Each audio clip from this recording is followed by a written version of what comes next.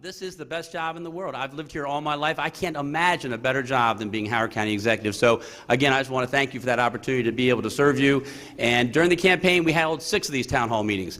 I can tell you there's a big difference between this one and the first 6. I think we'd be lucky if we'd get 30 people or 40 people in the room. But now it's great to have you all come out tonight. And I'm here to answer questions. I'm not here to give a speech. I want to use as much time as possible to address the questions and concerns you have. So what I've been told is that we have 2 microphones on each side here. So if individuals will walk up to those microphones and then state your name and your question, please keep the questions or the comments brief as possible, only because other folks are going to want to say something later as well. Oh, I see Ellen Flynn Giles is here from the school board. Ellen, thank you for being here too. If there's any other elected officials here that I haven't seen, please raise your hand sometime, let me know. But again, so I mostly wanted to talk to you. This is not about me giving a speech, it's about me listening to your concerns and responding the best I can, and if not, we'll get back to you at some other time in the future. So I see one gentleman over here now, but if anyone wants to start lining up here, maybe 4 or 5, and we'll start going. You're first. Is that on? Is this on? Yeah, there we go. I'm Dan Kirk-Davidoff. I'm a resident of Oakland Mills in the Stevens Forest neighborhood, and I'm running for village board in case anyone is interested.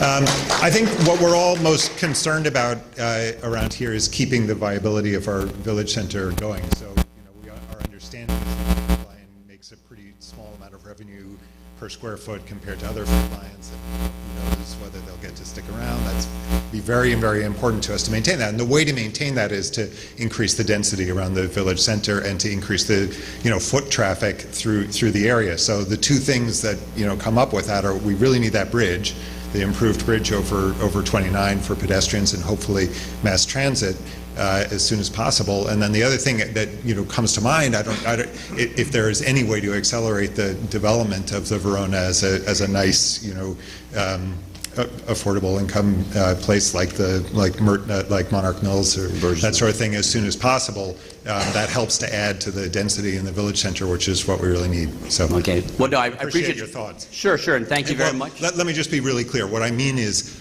we got to get this bridge soon. What's the plan? How do we get this in a foreseeable amount of time? Okay, great. Thank you very much for your question. Good luck to you in your election.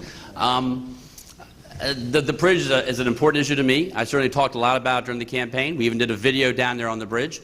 And I fully support having a transit option on that bridge. I said so at the beginning. I will do it. I continue to feel that way. With that said, I want to be honest with you. With that said, there's a lot of work still to do. Diane Wilson's here. She's in the back. She's my chief of staff. She is the person who I have tasked with working with the Oakland Mills community, and I know she's already started working with members of the village board and others and met with them. I know she has a meeting come up with the stakeholders to talk about the whole funding issue. That's one of the biggest issues for the bridge is funding. And during the campaign, I had several meetings with folks from British Columbia, and a lot of what they said was, we have opportunities to get federal grants, we have opportunities to get state grants, and all these other types of ways to get money.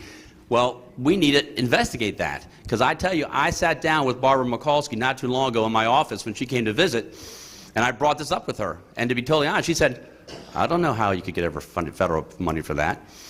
And I've talked to other federal representatives. They've all given me the same kind of response. So we need to figure out how we can get that done. And so that's the first step. And so I know that Diane is scheduling and working with getting stakeholders together. I know that she's got an email today from, was it Fred? Yeah, I don't know if Fred's here tonight, but there he is, thank you. I know that he's been very involved in bridge building and understands that, and so we're working with all those. So we're doing it as soon as we can. I'd like to figure out a way to make that happen. So that's kind of where it stands right now on the bridge aspect of it. With Verona, I don't have all the particulars about that. I know that they're working on getting those renovations done, the changes done. They're trying to do whatever they can to make it more safe, more desirable for everybody, and so I'm hopeful that it will be very similar to Burgess Mills and Monarch Mills. So I think it's going to be better. I think so. We're working on those things, but that's where we are right now. So thank you very much.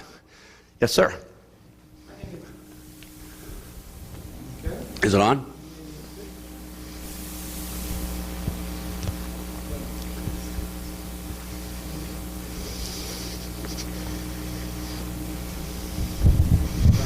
Yeah.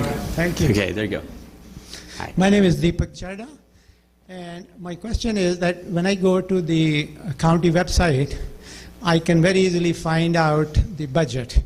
meaning which department is spending how much money.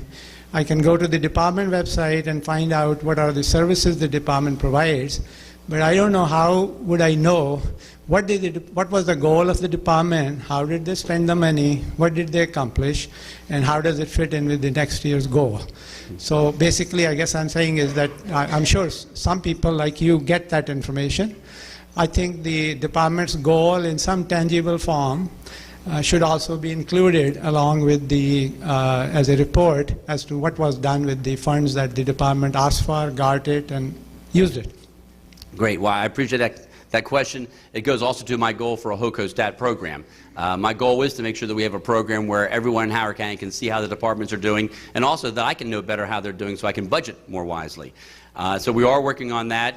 One of the things that came out of our transition teams going through kind of an overlapping topic was the whole idea of transparency, so people can go to the website, they can learn more about our government, they can learn more about, I think some of the departments do have mission statements, but you're right about performance standards, and I think that we need to have that. And so one of the goals with the Department of Technology and Communication Services is to get that website more up to date and to get that information out there. That's certainly something we'll be working on our first year. But yeah, HOCO-STAT is kind of where I'm focused on getting that for everybody.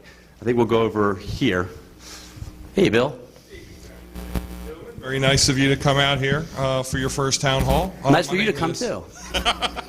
It was close. My name is Bill Woodcock. I'm also a candidate for Oakland Mills Village Board, and the question I'd like to ask is that as I'm going around the community, I hear a lot of concerns about our village center.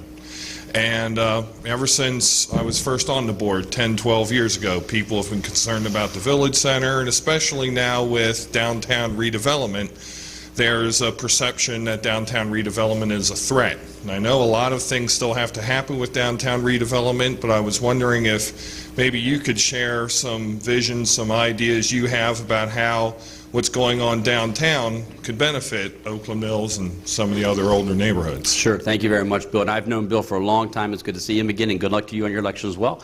A lot of it is that bridge. It really is. We talked with Jim Irvin and Marshall McLaughlin today and some others about this issue, and the question has become is how best can we use that? Now, right now, the bridge has a pathway that Howard Hughes is building that's going to go to the current bridge, then also from that bridge to Bland Air. And so the question becomes how best to use the bridge, or even if we decide to use another kind of a bridge to hit another location. But the biggest point I think we need to make is in order for the village here to be revitalized, we have to have better access. I mean, as I've told many people during the campaign, I grew up in Allview, very close to here. My first job was here in Oakland Mills Village Center. And nobody comes to Oakland Mills Village Center unless they're coming to Oakland Mills Village Center. You don't just drive by it. I mean, you can drive by some of the other village centers, but you can't really just drive by Oakland Mills if you're going somewhere else. And so we need to make it so it's easier to get here. And I believe that once the downtown, the Crescent property, we have the Metropolitan coming in, but once the buildings and the employment offices come in downtown, there are going to be people who are going to not want to live in the Metropolitan. It's a little expensive. I couldn't live there. And they're going to want to live somewhere else where they can get downtown very easily. And I think it's going to help Oakland Mills tremendously. And so, again, I think it's all about access. I think we need to also work on ways in which we can revitalize the village center and stuff. I know that Diane's been talking to folks in the village board and the community about that. But, you know, more than anything else, I think it's the access issue. And we're going to keep on working on that as best we can. Now, that's not a short-term thing. It's going to take a while. I mean, we had the study done. I think that they talked to some folks from Village. I mean, there's ideas where it could take 9 years to get the bridge done, or 7 years, or 5 years. But we got to start working now so we can get it going. And that's where I am. Okay. Yes, ma'am. Hi, my name is Kathy Lane, and I live in Wild Lake. My question is procedural. Okay. As county executive, is it one of your jobs to accept the legislation that comes from the county council? You mean, when you say accept the legislation, what do you mean accept? Like support it? What do you mean? I mean like accept it or reject it, accept it or veto it. Oh, yes. I have to sign most things, not everything. Thank Dr. you. Ball will tell you, not everything I get my signature on. If it's a resolution, generally. Oh, Jen Traza is here too, Councilwoman Jen Traza. Thank you very much, Jen, for being here. But yes, most pieces of legislation will come to me for either my signature or my veto. Yep. Yep. Oh, over here now. Hello, I'm Patty Glasgow. Hi. I've been in Let's put that down just so. I'll try to grow. Okay. I've been in Jeffers Hill for 43 years so far and really like living in Columbia. I'm part of a small group of people from PATH who are working on senior concerns this year. One of the big concerns that we've heard about is communications in the county, between the seniors and the county government, and apparently also between different branches of the county government. One example I can give you is a program that has been providing matching funds, and I understand it was up to $2,500, for people who are adding features to their homes that would increase accessibility. This would be people who might have trouble with balance or walking, and obviously that wouldn't just be seniors, but it's a lot of seniors. I understand that only a few people have applied for those funds each year. I was told one year it was 4 people, one year it was 1. Most of the people that we have talked to had no idea the program existed. Now, I understand you now have a transition team, and I'm hoping that they will be approaching the idea of communication opening up within the county.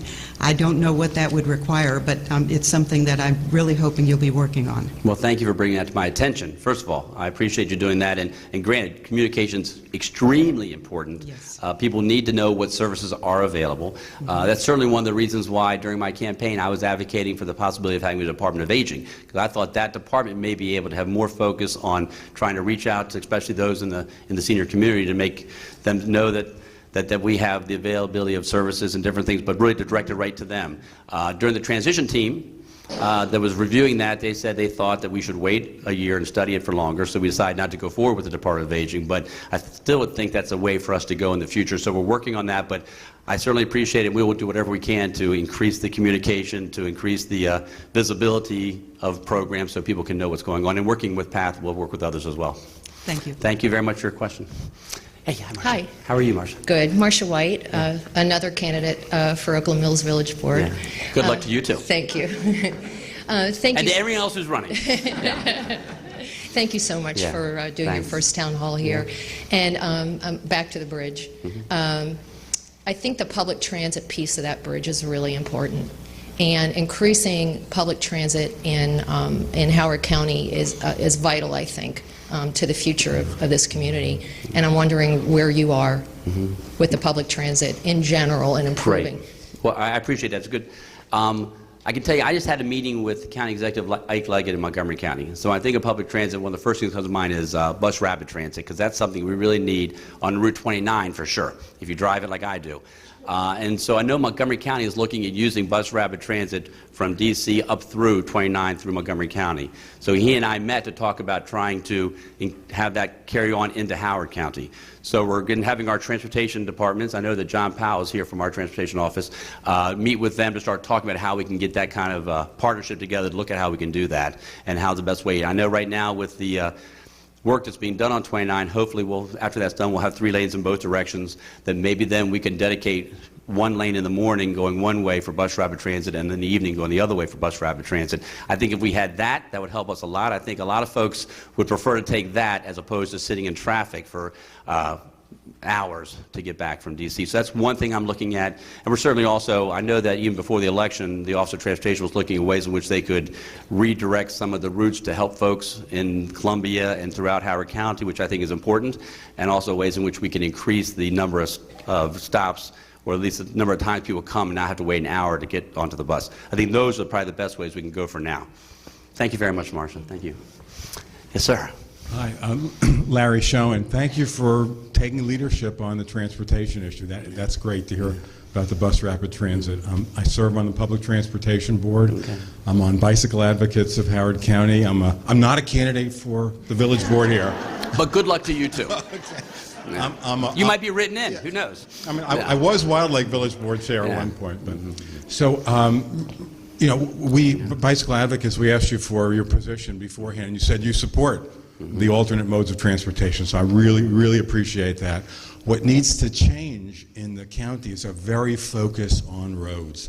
DPW does a great job of keeping those roads going, but frankly, they're one-dimensional in terms of the cars and not really for the pedestrians and the bicycles yet. We've got a bicycle master plan that the county paid to develop. It's time to adopt it and to get it moving. To get it moving, I would ask you to direct staff at DPW to create changes for a complete streets policy implemented into the design manual for roads and implemented into the subdivision and development regulations, because that's the only way it can happen. I asked about one. Thank you. I asked about a development recently, and staff told me the truth. They said there's only so much we can do with the regulations that are in place.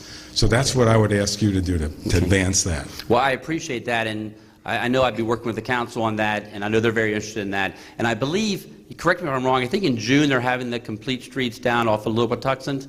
I know that Ian Kennedy's been working with Horizon Foundation, and I think sometime, it could be June, I'm not sure, I can get that information to you, but they're going to do a proposal to show people what it looks like. Right, that's an event. I know, but I mean, that's kind of the first thing, to show people what it looks like, to show people how it can work, and so I'm just saying, I think it's important to get people buy-in on this, and so we're working with Chris Etal and making sure that we can get things going, but I just wanted to make sure people here knew, I'm sorry, I'm in the way all the time, what people here knew that was an opportunity for them to see what we're thinking about complete streets. That's all. I wanted people to know about that. That's great. And I certainly am working with Chris on that, and we'll continue to work with the council on that too. But I understand. It's June 13th. Thank you, Joan. 10 to 2, June 13th. But it's down at the other end of Little Patuxent, right? In the loop. Yep. I'll come back to you, but I'll go to Brent. I know. Hey, Brent. Hello, how are you? Are you running for anything? No. Okay. My name is Brent Lovelace. I'm from sunny Laurel down in the southern corner. And we're a little concerned with some of the blighting influences up and down Route 1 corridor. As you can see, the Terrace Motel made national news earlier this week. And we have a lot of businesses that aren't willing to invest up and down Route 1 because they feel that they can upzone and go to residential or convert their properties, and they aren't willing to put the time and effort into improving the commercial corridor. We're seeing a lot of food trucks and things instead of restaurants and things of that nature. Obviously, that trickles down to my core topic, which I've been talking to you meeting after meeting, is as we convert these commercial corridors into dense residential, that trickles down into overcrowded schools, and in turn, the trailers and modular trailers showing that we don't have the capacity to receive all this infrastructure. And this affects all of us since we're in a shared school system. So what happens in North Laurel affects the people out this way as well. And I'm wondering, obviously we've had some suggestions, but what's on the radar for us to help with that problem? Well, thank you very much, Brent, and thank you for being a strong advocate for that. I have talked to you. I think you almost came to almost every one of my town halls and talked about that. So it's good to see you again. I am also concerned about Route 1. I'm concerned about the lack of actual commercial activity that we can get there to be more like maybe office buildings and things like that, as opposed to just increasing residential development all the time. As I said during the campaign quite often, we've got to be very careful changing commercial zoned areas to residential, because that ends up costing us in a sense of our property tax base. I mean, it's much better for quality of life to have a larger, expansive commercial tax base, which takes burden off of our property taxes. And so my goal would be to do what we can to encourage that. And I know, working with Jen and Calvin, who certainly represent the Route 1 area, that we're going to be looking at that together, trying to figure out how best we can improve that. So there's no question about that. We do have the APFO committee. It's being reestablished. It'll be announced probably sometime mid-April. We're working on the details with that. For those who aren't familiar with that, that's the Adequate Public Facilities Ordinance, which is designed to help us control growth and development. We haven't had it examined or re-examined since 2002. And so right now we're putting together folks to be on that APFO committee to give us some suggestions on how we can maybe make that work better. Each council person, I requested, and they have given me names of someone to represent them or their district onto the committee, so we have those 5. We're working on getting the last few folks in there. I want to make sure all the communities are represented and all the stakeholders. So, I think that's a way for us to start working on it as well. But I certainly would appreciate your input on that too. Thank you very much. Hi, I'm Judy Templeton. I've lived here in Columbia 44 years. This was my first place that I lived, and I actually taught dance and theater and disco on this floor. Okay, fast forward to now, I work at Family and Children's Services with my friend and coworker Helen Satuski. And our question is, are you aware of the homeless problem here in Howard County? Yes, I am. Okay, because we are every day, because again, we are a social work agency, and I work particularly with young moms and babies, and I have had many young moms and babies be homeless right here, and I have not been able to get through the coordinated system and the whole grassroots system to be able to help them. There's a lot of, I mean, they've been improving it and they've been working on it, but it's still a big problem. And in my neighborhood of Hickory Ridge right now, I had a squatter come into a house that had been moved out of, and then we had a homeless family live in a tent last summer down by a creek. But I was called last year from a policeman in the county about a mom that was 6 months pregnant and her partner that were living on a bench in Longreach, and they were not being helped. And I could tell you one story after another, and I know that's not the forum, but I can tell you that we need more help. We need to find other ways, creative ways or whatever, to help with the homeless. And my very first suggestion is that there seems to be more space in the grassroots shelter than's being used, because I know the second floor is a lot of meeting rooms and all. So that's just a simple solution, but I just hope the citizens are aware that this is a big problem, and it's underlying with everything that you all are concerned about as well. So, well, no, thank you very much. And thank you. And clearly, it's a big issue. And the plan to end homelessness, which the council worked on several years ago, we're still working on now, and it's part of our community service partnerships, getting money to folks where there's bridges to housing stability or other groups to help that, grassroots as well. I will tell you, and I think Councilwoman Taraz was the night, I don't know, Kate was there, the night we had the town, not the town hall, but the meeting about the Route 1 Day Resource Center. And it was a difficult meeting in some ways, because people were very concerned about what that's going to bring to the Jessup community. But, you know, I'm convinced that while that's not the solution to the problem, having 35 efficiency apartments available for people and having a renovated, not even renovated, a new Route 1 Day Resource Center that can provide the treatment people need to help them with education as well is a first step to doing this. And so I believe that that the county government, along with the county council and the county executive and other departments, are focusing on that. And we appreciate what you're doing, and we want to continue to work together. But you know, we're working on it. It's, you know, it's not going to be a short-term fix, but we're going to do what we can as soon as we can and continue to work on it. But I definitely am aware of that problem. So thank you. Thank you. Yes, sir. Hi, my name is Praveen. Hi. Hi. I hear that there is a bill in front of the county to allow concealed weapons in county property. And I wanted to see if that's true, and if it is true, where do you stand on that? Okay. There's not a bill to allow concealed weapons, and there's right now, what I understand from researching a little bit is that currently anybody can come into the county office building with a gun. Anybody can. Right now, correct me, I think that's currently what it is. And so the legislation that I think the council has put forward is saying that that would prohibit anyone from coming into the county office buildings with a gun unless there were certain exceptions. And the exceptions is not to conceal carry. The exceptions are, I think, police officers, those in the military who have, maybe, I don't know if you guys want to explain it. Do you want to explain, one of you guys? Is that right, pretty much? I mean, yeah, people you would expect to have those. And so that's where it stands right now. I know that we're looking at a couple of amendments that I've heard about, one dealing with some park and rec, dealing with people who I think are the folks that go, and John, are you here? John Bird? There's that's something you wanted from park and rec. Right, for example, if someone's using an old, you know, musket or something that they need it for reenactment. So we're looking at those different amendments as well. I will tell you that my only concern is the lack of an exception for a concealed carry permit. I know Montgomery County has similar legislation where they do have an exception for someone who gets a concealed carry permit, because it's not easy to get one of those. And if you get one, usually it's because the state police have said, yes, you need one, and two, you know how to use your weapon. So I'll wait to see what the council does. I don't know if there'll be an amendment to add that exception or not, but once it comes to my desk, then I'll decide what to do with it. But that's kind of where I am right now. Thank you very much. Over here. Hi. Hi, I'm Fran Horan. I live in Ellicott City, right by Howard High School, and I work at the Applied Physics Lab. It's about 9 miles. I ride my bike. I commute to work through the village here, whenever I can, and it's a fantastic way to get to work. No traffic, trees. It's great. I work on a lot of bike advocacy projects, and I worked with Chris and all the department on the Bike Master Plan, and that's really a huge thing that we need to get your help on to get it to the next level. It's there at that point where we now need some executive help to, kind of formalize or mature that. So I'm hoping we can get your help on that.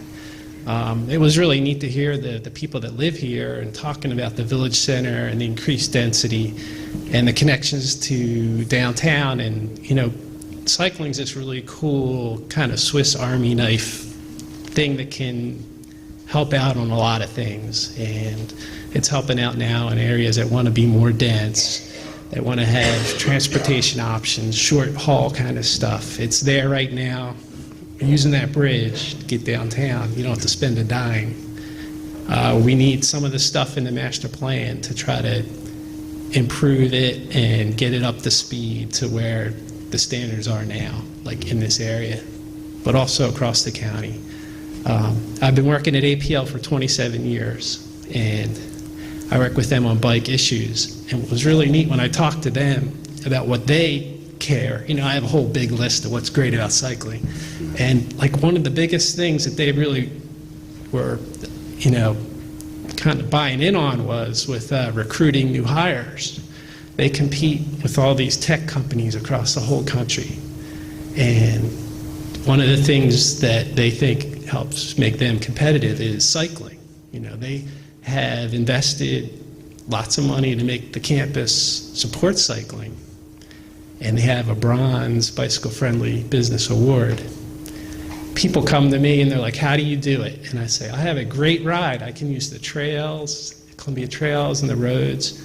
But a lot of people say they don't have anything. They're like, I want to ride to work, but the roads aren't there. I know if I get here, I got showers, I got lockers. APL invested all this money, but the road system I can't do it. And so they're really disappointed. So the Bike Master Plan put that piece in place. So we'd like your help on that. We'd like to help you if you have problems that you think, maybe cycling being that Swiss Army knife, it can plug into a lot of things.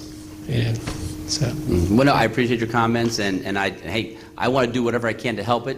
With some of the older existing roads, especially on the western part of the county, if you're out there, it just would cost too much for us to add a bike lane there. So, but other places I know as developments are being done, they're adding bike lanes as they're being built.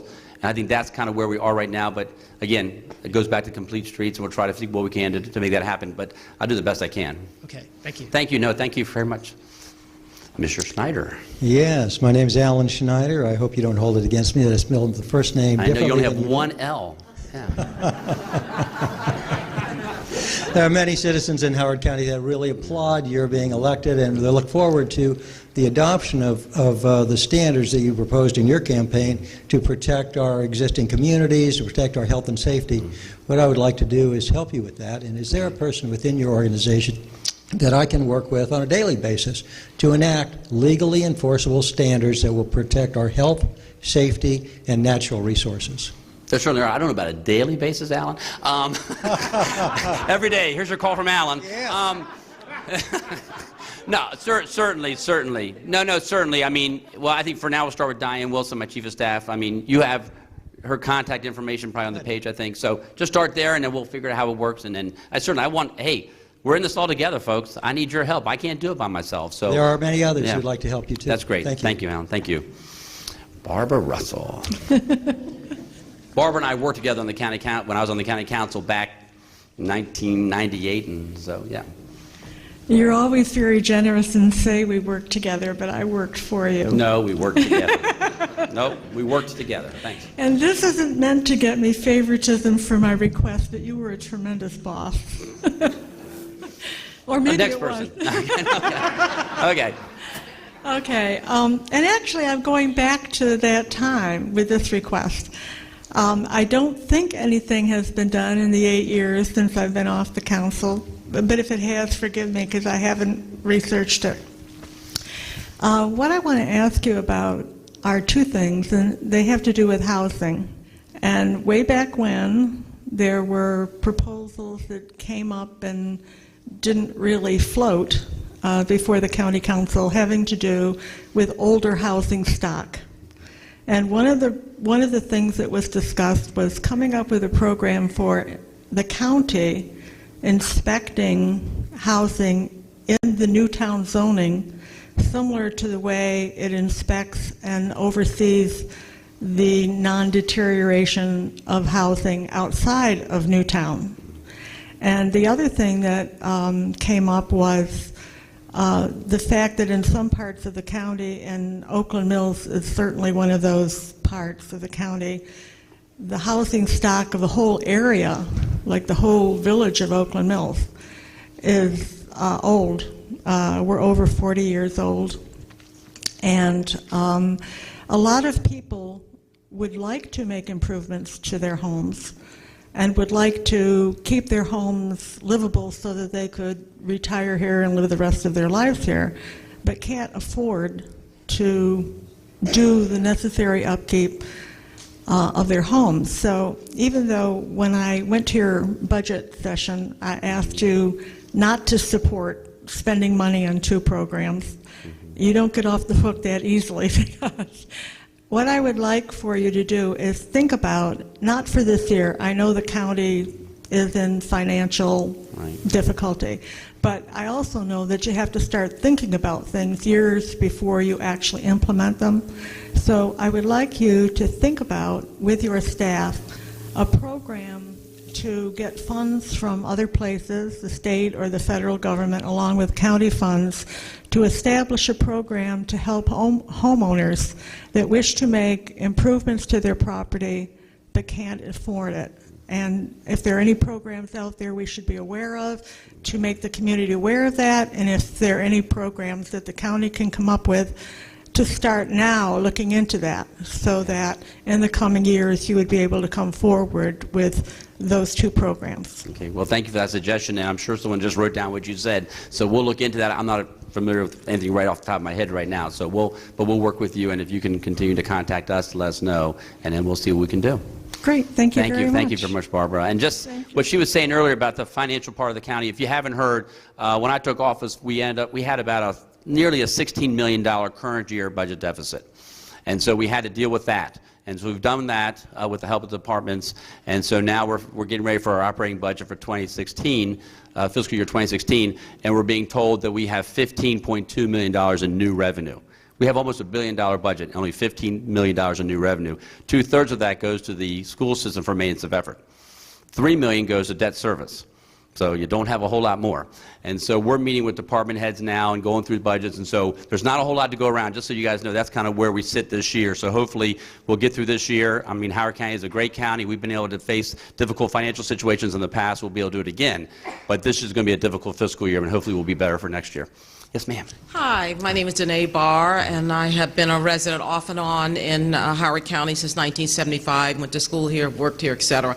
Twofold question. One is regarding the business community. The other one is regarding the housing issue. You know, I walked in. We were talking about Route 1 and the homeless shelter, and I know that you want to actually expand and build that a larger homeless shelter on Route 1. I actually think that's a great idea. I think that should be done. We just don't have enough space. You know, at the Grassroots Crisis Center, et cetera. I have volunteered at Grassroots Crisis Center, and I know there's a tremendous need.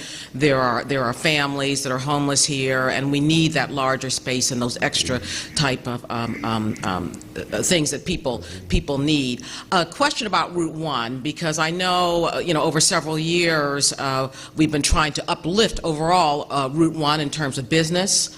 In that area, as well as you know, the housing issue, and I wonder if I'm sure the county has some kind of plan in place that continues to uplift the business community and business and transportation from that Route 1 area into the main part of, Columbia and the rest of Howard County, et cetera. That's one issue that I had, because I would like to see, I'd like to see that continue to develop in a way similar to, like, for example, whether it's for business or pleasure, that we should be able to come to Route 1 and families be able to come here for see the historic site and have a nice hotel to stay in, et cetera, and it'd be nice on Route 1. And then in terms of business, I think there's lots of opportunities as well to develop business there.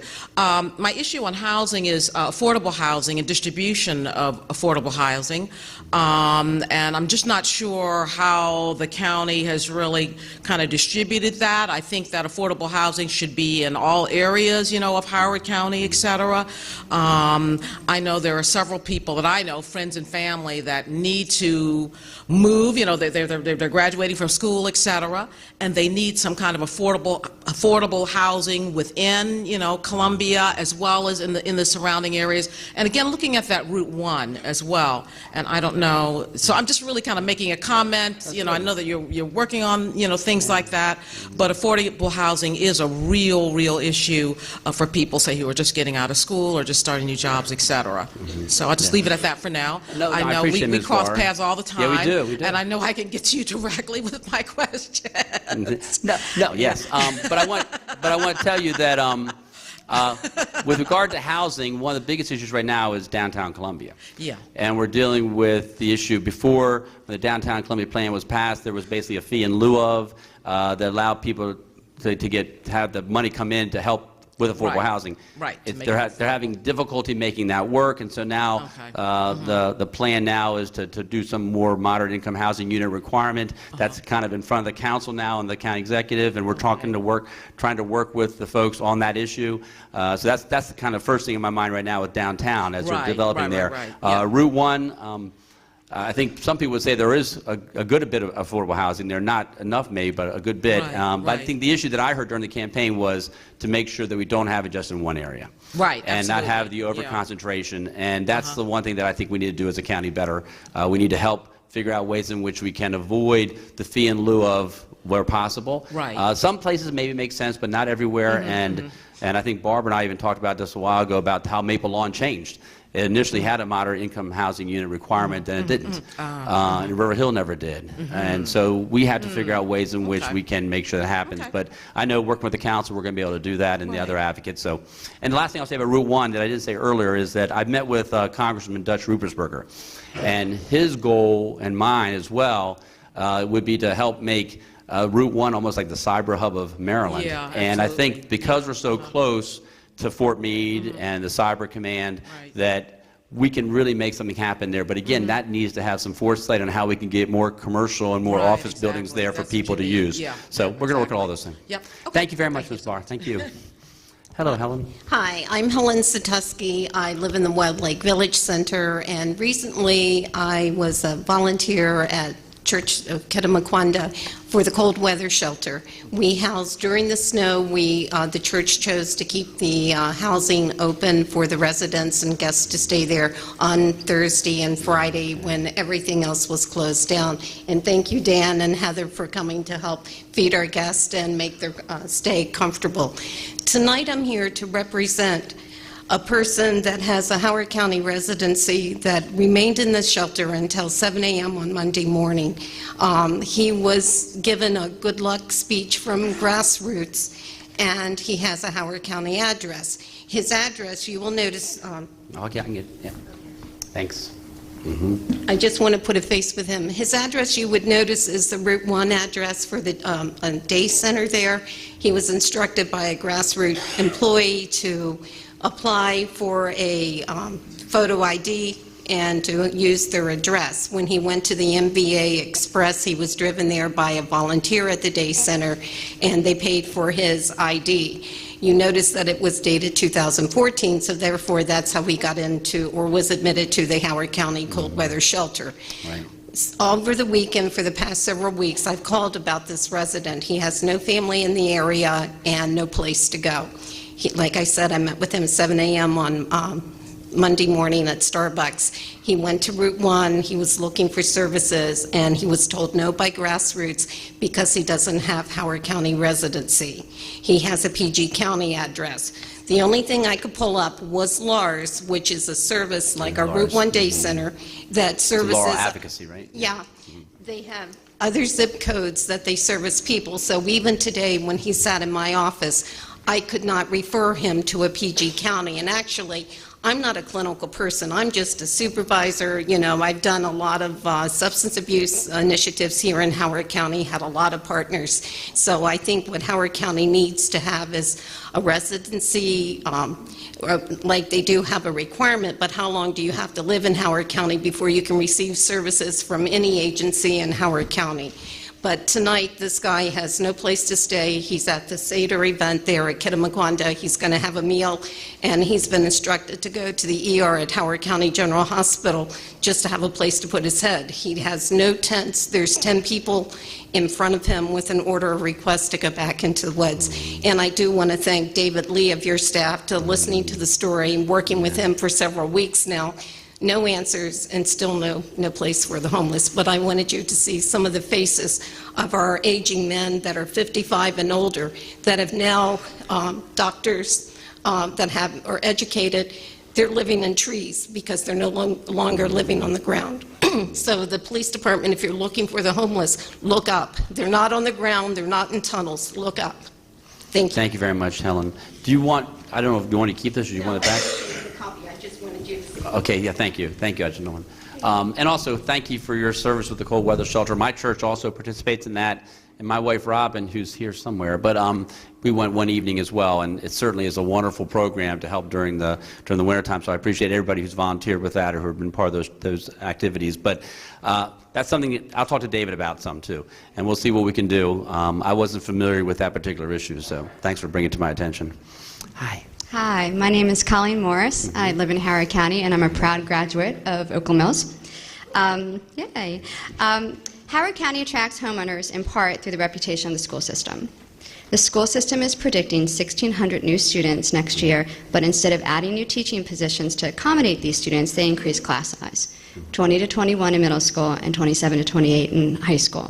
In addition, the CPSS wants to reallocate over 80 support positions from kindergarten, high school, and middle school media centers.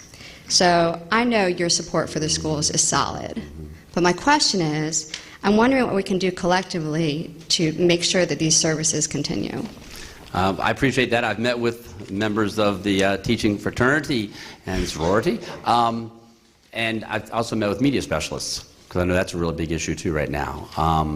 And the one thing I can say is my job is to make sure they have the funding that the school system needs to do what they need to do. The Board of Education is a separately elected body, and I respect the fact that they're separately elected, and I know Alan Giles is here, and I respect that the people of Howard County, you good folks in this room, including me, have voted to have them be in charge of our school system. That doesn't mean I can't advocate, which I think you're talking about, but I also can't tell them how to spend their money. And so I might be able to change some funding categorically wise or whatever, but it mostly is on them to do what the community wants them to do. And so I will make sure that I have the most funds I can possibly give to them. I already mentioned how difficult a financial year it is, and I will continue to advocate for people, and they come to my office, I meet with them, I talk with them, and I share that with other folks. But the final decision has to be the school system. I mean, it has to be the Board of Education. So I don't want to think that I can go over. I'm not going to go to the Board of Education and say, you know what, I'm not going to give you the money unless you do this. I can't do that. But I certainly will talk with them. And my wife is a teacher in Montgomery County. My daughter's a teacher here in Howard County. So I certainly have a reason to want to make sure that our teachers are treated best as possible. So I will continue to advocate for them, but I also just want to... And students. Huh? And students. And students, too. But I mean... But I just want to make sure that you understood that there's limitations to what we can do. So, well, thank you for your Thank you very much, Colleen. Thanks for coming out. Mr. Paxton. Hi, Alan. I'm Tom Paxton. I also grew up in Allview with Mr. Kittleman and his brother, and we've known each other a long time. One thing I'd like to say is that as we go through these budget cuts, that instead of taking things away from county residents when they have to reduce it, can we ask our departments to try to work smarter?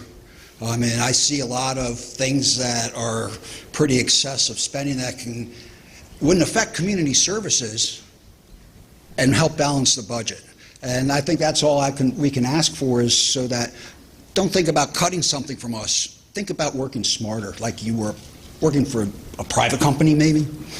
So that's pretty much what I wanted to say. Well, thank you. No, and I've been meeting with department heads. We can go over their budgets, and I can tell you we certainly are asking them to do as much as they can with little resources. So, but thank you. But can they work smarter as opposed to saying, let's just cut this program? I think that's where... I appreciate it. Thank you, Tom. Thank you. Yes, sir. My name is Greg Sanders. I'm a 5-year Howard resident, married into a lifetime Howard resident family.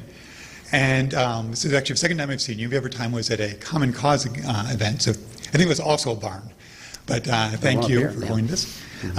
And I'm actually here not asking for anything that will cost the county money, but for your advocacy on a state issue, namely the Purple Line.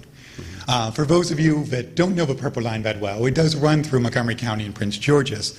But if you're going to ride the BRT on 29, once that's built, they'll go to Silver Spring. If you ride the Mark Camden line now, as I do, it'll go to College Park. If you ride the Mark Penn line, you'll go to New Carrollton. And anyone driving in on 95, Route 1, 295, it can touch there. And if you get stuck in the Beltway, that would be an alternative. And I think aside from the transportation connections, it benefits Howard by creating economic activity in those areas. Many of us have spouses or ourselves work in Montgomery or Prince George's. The cyber corridor presumably might connect down Route 1 to College Park, which has an entire, a lot of Maryland investments to leverage. And the Washington Post had found that Anne Arundel and Howard had about 58% already in terms of polling support for it. So I'd hope that as a state, like Virginia, Democrats and Republicans came together to build the Silver Line, which is now already producing jobs and economic activity in Tysons, we can come together as a state to produce the Purple Line. And I'd hope either for your support, or if you need more information, if there's a member of your staff I can reach out to. That'd be great. I probably should have that happen. I have not focused much attention on that since I've left the legislature. I certainly hear about it on the radio and things like that, but I've been focusing my attention on the Howard County budget. So if you can, there's several folks here on there. You can actually email somebody and they can get back to you. But certainly, I know that Governor Hogan is looking at both the red and the purple line and trying to figure out what we can do and what we can afford. So, but thank you for bringing my to my attention. Thanks. Yes, ma'am. Hi, my name is Lori Lee. I'm an 8-year resident of Columbia. I've lived in Hopewell, and now I live in Thunder Hill. I would like to talk to you about industrial mulch. I was very aware of the illegal wood-buying operation that was shut down and fined, and I was aware of the Dayton community coming together and fighting very hard to keep an industrial mulch facility out of residential area. My friend Jessica Gross was very big in that. She assured me that you are very aware and very supportive of that. But what I'm hearing now is that the new site being considered is actually in the eastern part of the county where we have more density, more residential areas. And I would like to hear what's going on with that and be reassured that you are still opposed to, putting high industrial, dangerous, cancer-causing, industry into residential areas. Okay. No, I appreciate it. I'm not sure the location you're talking about because I'm not familiar with where the other location might be. The issue that I'm familiar with is the effort to do industrial mulching on agricultural preservation property, which is what Jess was involved with. And I certainly am opposed to that. I actually live on an agricultural preservation farm. So I know what that's like. I'm not familiar where this location is. I have to find out where that is. Because if it's in locations that's zoned industrial or it's in zoned manufacturing, I don't know, whatever. I have to figure out, look at it. So until I get more details, if you have that information, if you can let one of the folks that work with me know that, then we can look into it more. But the only one I've dealt with is the industrial mulching on farmland preservation is what the issue I was familiar with during the campaign. Right. But I can find out more. Our industrial areas, we're talking about doing infill of residential, so we have to be forward thinking about, well, if you were to put this here, but then you're going to try to put a lot of other housing there, then you create a safety issue for all those future I agree with that, and that might be the other issue why we don't necessarily want to put more housing in industrial areas. So I agree. Thank you very much. Thank you. Hello, my name is Susan Coughlin. I live in Owen Brown, and I work for the Community Association of Harper's Choice. I'm not a Howard County lifelong resident. I've only been here for since '97. Oh my gosh, welcome to the county. No. I'm excited by the plans and the conversations about safe pedestrian, that pedestrian plan. I'm also skeptical. Where we live, we walk to school, and that's awesome that we can walk to school. We're not in the county's not enforcing the pedestrian laws that we have now. Most parents understand that unless the consequence is enforced when a child breaks a rule, the child's going to continue to break the rule.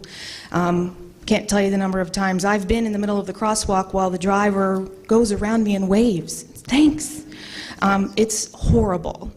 So while the county is discussing having this great plan to make it safe for pedestrians and bicyclists to get around our county, please be realistic with the rules and how they're going to be enforced. Okay. Every year the county comes out right before school starts and says, the police are going to be out in full force and we're going to make sure that drivers are driving safely and all these rules are being followed. And then a week goes by and that stops. And the number of cars that stop and break in, it's ridiculous. Human beings aren't any different. If nobody's going to enforce the rule, we're all going to break them. So please keep that in mind. Thank you. I'm skeptical. Well, no, and I think skepticism is a good thing. No, but I appreciate you bringing my attention. I can certainly talk to folks about that. It's something that I hadn't heard too many people tell me recently. So I walk to school every day when I was in elementary school too, so I know it. You need to make sure it's safe for our kids. Thanks. Yeah. Hi. My name is Diane Beal. I've lived in the county since age 2. Oh, like 3 years. Okay. Thank you. Over the years, having lived here in Columbia now, the helicopter's up almost every Friday night. You can hear it. The crime is up. We've already had an elderly person with a guy with a mask and a gun push her down inside of her townhouse here in Oakland Mills. What are we going to do about crime?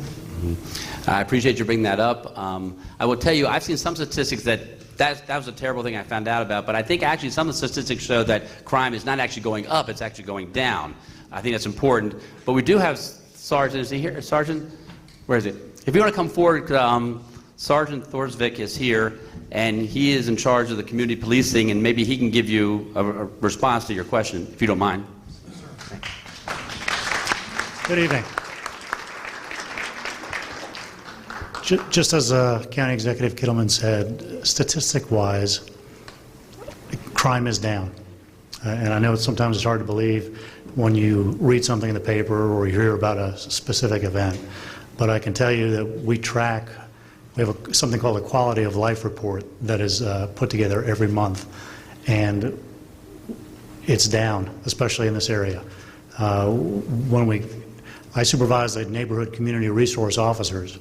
What that means is we go after all of the quality of life concerns that the residents and business owners and property managers and the different village centers have. And when something is brought to our attention, we dedicate the resources to fix that.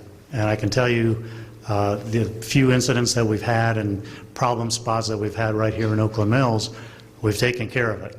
And when something flares back up, when the weather starts getting a little warmer and people are out and about, and like I tell everybody else, if you see something or have a problem or a specific area, please contact us and we'll address it.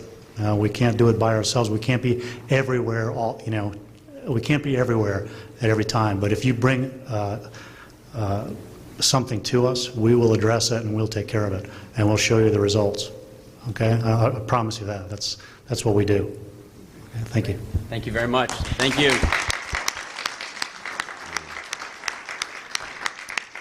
Thank you very much, Sergeant. Yeah. Hi, I'm Nan Lyon, and I've lived in Howard County for 20 or 21 years, and in Oakland Mills here for 18. I'm a member of Transition Howard County. I don't know if you're familiar with the organization. It comes out of England, and it's all about sustainability. So we have a committee that's working with your Healthy Howard group. We're going to have a dog and pony show about eating healthy at HCC in the fall. One of our initiatives, we have a landscaping committee and a food committee, and we're just starting to initiate something. I don't know if you've ever seen TED Talks. There's one, and I can't pronounce the name of the town in England, where they're having edible food throughout the community. So for the homeless, that would be a way for them to actually eat a little bit. And it has people taking care of landscaping. So instead of just putting bushes, you can put herbs, you can put a variety of things. And we're just beginning to explore this. The other thing we're excited about and we're hoping to get some help on, which comes out of CA, is time banking. Time banking, we have one of the foremost time banks in the area, and it used to have all the volunteers get hours for volunteer work. It got smaller. We're hoping to expand that, but that's a place where you can get people to work on your house and give them hours. So it's a way to smartly take care of each other.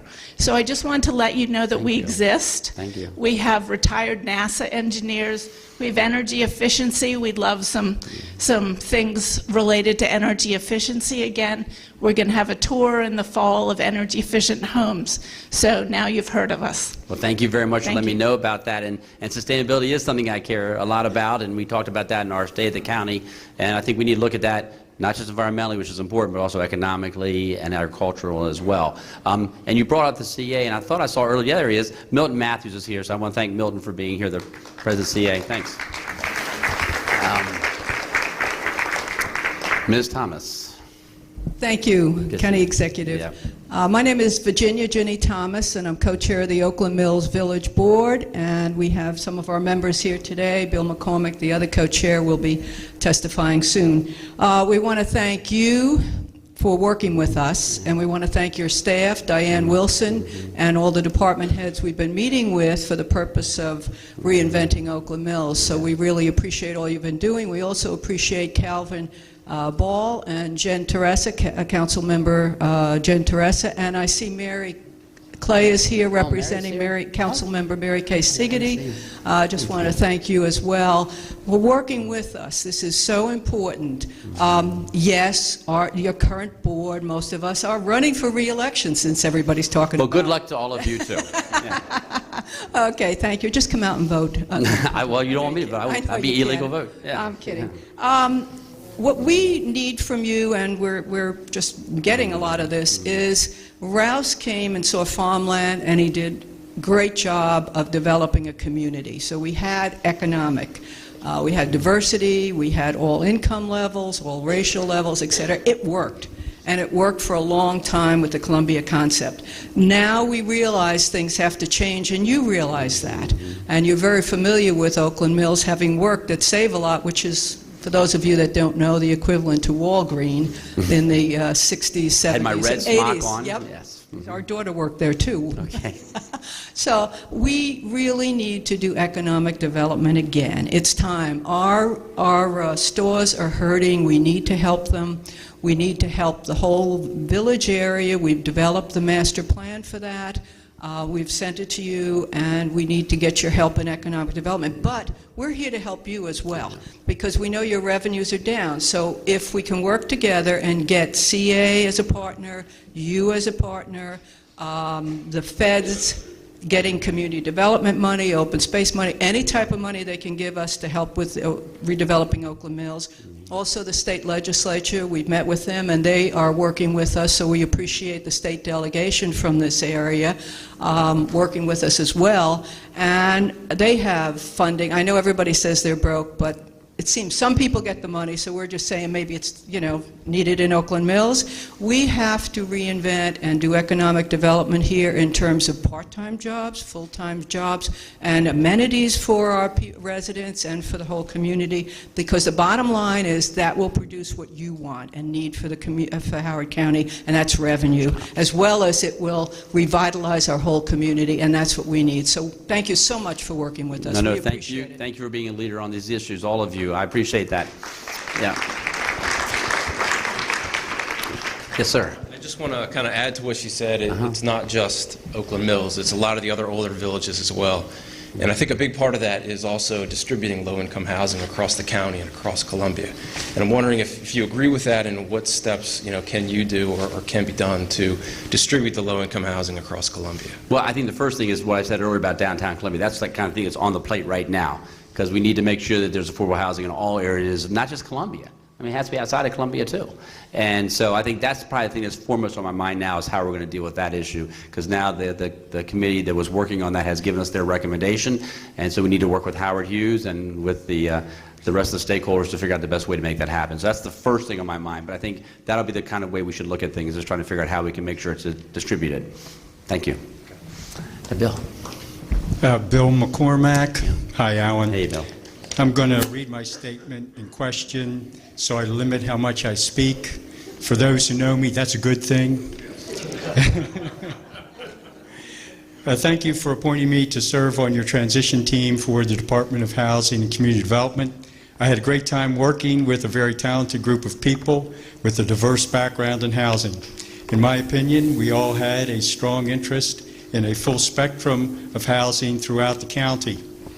The number one priority in your transition team report for housing is, and I quote, develop a comprehensive county-wide vision and plan for all housing in Howard County and appoint an existing or new entity or an experienced credentialed housing professional to assume overall leadership for the implementation of the plan. How do you see the county proceeding with this plan? I think we're going to be looking at how we can provide that kind of leadership in our department. I certainly have been working with Tom Carbo since I've been elected, dealing with certain issues, but I think that we just have to sit down with people who know housing, and we've talked to some other folks outside of the Housing Commission itself, or the Housing Department, not the Commission. They're two separate groups, even though they're kind of interplayed there. And so we're going to continue to work with different people and get some thoughts on how best to do that. I don't have any answer right now on that. We just got the transition report earlier this month. So we're working on that. That's what I can say. I will tell you that one of the other things that he mentioned in the transition report that you served on was the whole question of the Housing Commission and the Department of Housing being almost looking like they're one, but they're not one. And I think we need to really figure out how we can best separate that so that we don't have the issues we had with the Verona and the way it was done and the way it was presented to the community. So we have to make sure there's more public input on things. So we're just looking at that right now. I don't have a firm thing to tell you. But thank you. Thank you for serving. Good evening. First of all, I would like to thank you, Mr. Kittleman, for coming and taking our questions. My name is Ann Faust, and I've been living in Oakland Mills for the last 14 and a half years, and I've been serving as a healthcare provider in Columbia for about nearly 12 years now. My kids go to Oakland Mills schools.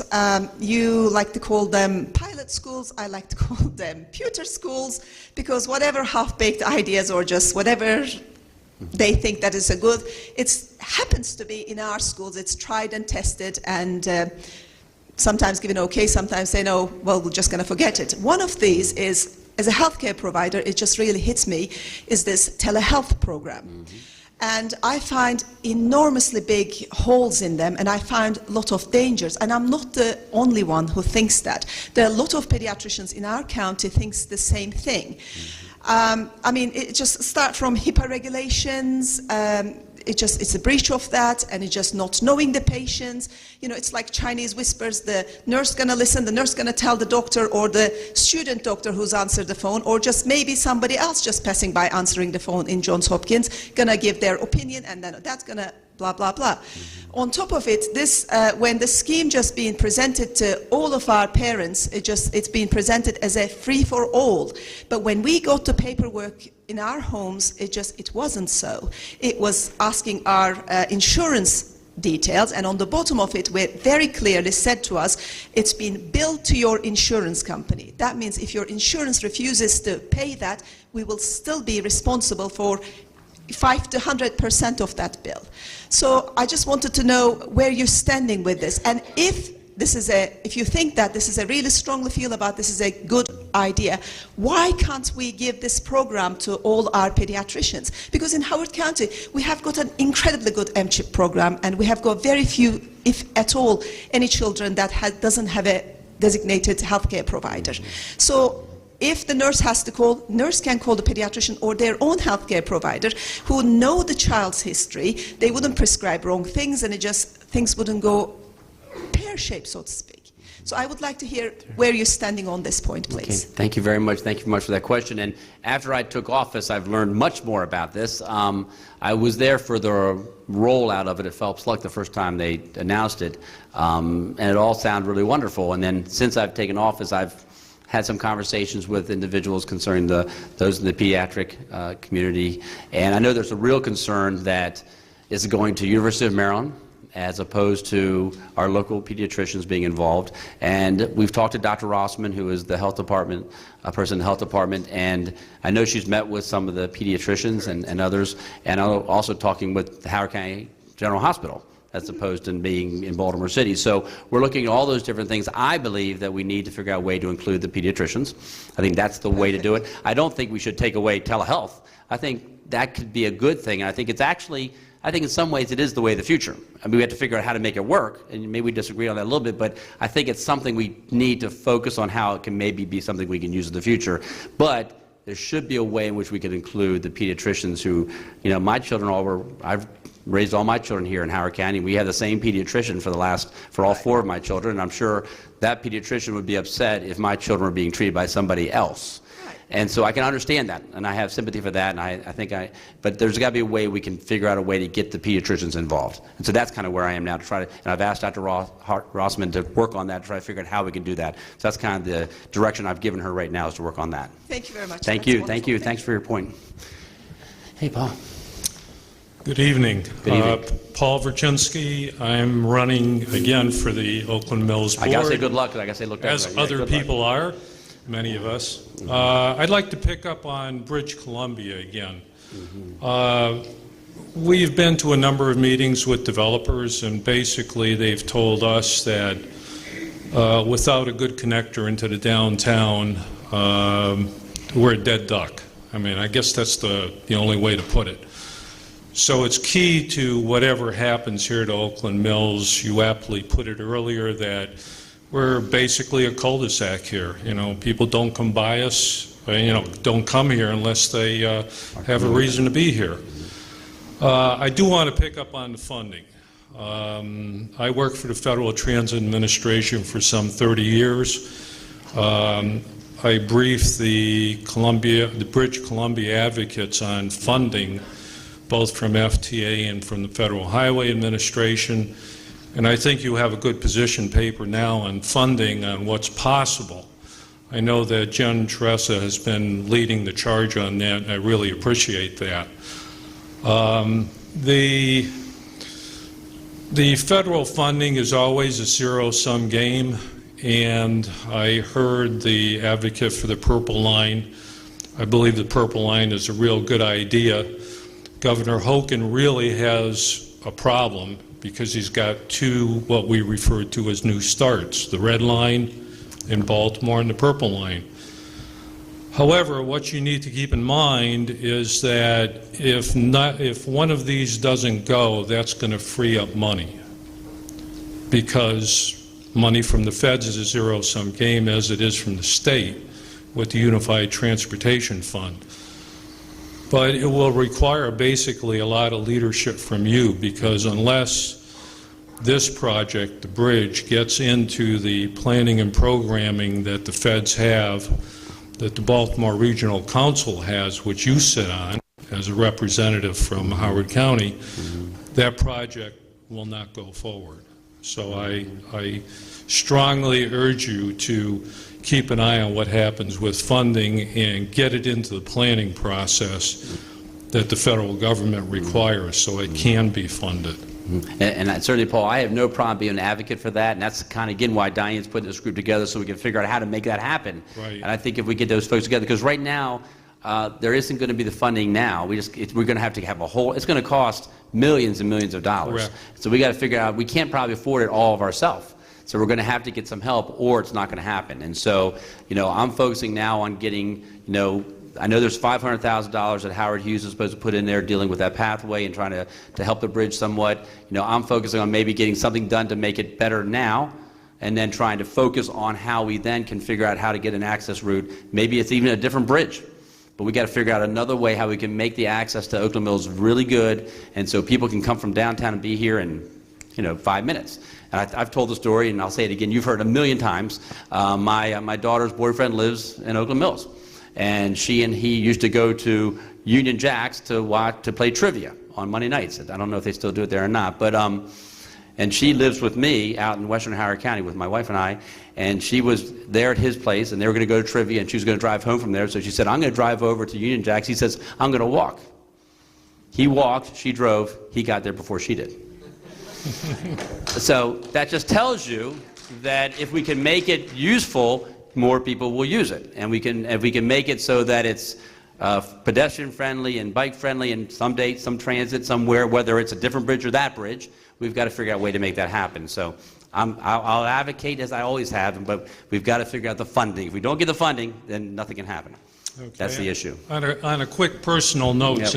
since this happened to me today, I was interested in getting a bulk pickup, and it says it must be scheduled by calling a number at the county, which I did call, and I got a recorded message, no off-ramp, to leave a message, saying I'd like to get one, can you call me back? So there's a disconnect there. If you could let someone from our office know that. Right. Thank you very much, Paul. Thank you. Thank you. Yes, ma'am. Hi, my name is Jean Wilson. Hi, Jean. I've lived in Howard County for about 29 years, and I've raised my family of 4 kids, and we've been pretty happy here for the most part. My big concern is all the traffic problems that we're having, and I only think it's going to be made even worse with downtown coming in. I know you're trying to look at things, but we've got so much building coming around. 10 years ago, they said Columbia was not going to be, that there wasn't going to be much more building coming in, and all of a sudden it's boom, boom, boom, boom, boom. If you look around, 1,200 parking spots in that area by Merriweather that they're going to build for Crescent. That's absurd. And all the stuff that they want to put there, they're going to move Banneker Fire Station over to there. What are they going to put on the other side where Banneker is now? It just takes forever, and I know that when you go down 29, to get onto 29 off of Broken Land Parkway, when it rains, they sometimes close Route 29. At rush hour, it is definitely a mess. People avoid it if they can. I take back roads most of the time when I can, but I don't understand why we keep building on top of everything. Why can't we take and build this idea? And it's not a bad idea, but right there in front of the mall there, where we have so much congestion and so much traffic, maybe down by, I can't think of it, towards Route 1 where, Trader Joe's and Costco is, something like that. We build on top of each other, and I don't think that's the way we should be building. We should be taking our time looking at things when we go to build. And the traffic is just crazy, and the Route 29 where they're building the 3rd lane is great, but that's to take care of the problems that we've already had, not the future problems that we're going to get. And I'm almost, I can't say this is true, but I see little deals being made between the county and private sector. We'll build you this road if you let us come in here and build this building, kind of a thing, So I'm very frustrated with the way Howard County is working, and I was kind of wondering if we can slow things down and take a look and see if we can do things better. Okay, well, I appreciate your comments, and I respect your comments. I will tell you, the downtown Columbia hasn't really rushed. I mean, maybe different on that, but I mean, the plan was what developed in 2010, and it's still, nothing's been built really major there yet. And so I think the first building they're planning on coming up in the next 18 months or so. So I don't necessarily think it's been super rushed. I agree with you, the traffic, that is a huge problem. But I also believe in property rights, and the gentlemen, the individuals who own that property have a right to develop it. We just have to make sure the infrastructure But is at there. our cost, no. No, but we have to make sure the infrastructure is there. And so we're working on that. That's part of the whole bridge issue as well. And then another access points on 29, and that's why I want bus rapid transit. I think a lot of different things we could do to try and make it better.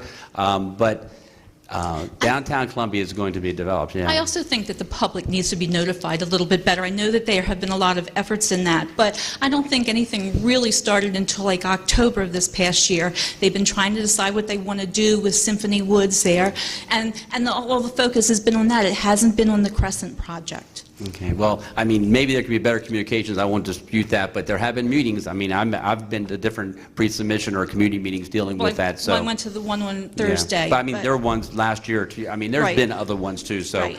But I appreciate your point of view, and hey, I know that traffic's an issue, and we're going to do the best we can. So are we going to work on it, or I mean, we are working on it as they're because there's doing supposed to be 5,000 houses coming over on the other side. Plus, there's this big downtown thing. Plus, we've got the buildings that are coming around the mall now at this point.